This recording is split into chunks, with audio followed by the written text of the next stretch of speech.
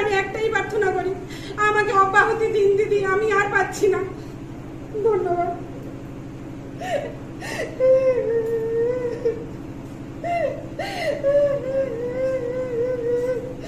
আমার কাছে সমস্ত ফুটেজ, ক্যামেরা, আপনারা যা চাইবেন আমি সব দিতে রাজি আছি, সব কিছু আছে আমার কাছে। আমি আমার পঞ্চায়েত সমিতির মানে মেম্বার যিনি অর্জুন হাসদা, ওনাকে আমি সব পাঠিয়েছি, ওনার নামে অকথ্য ভাষায় কথাবার্তা।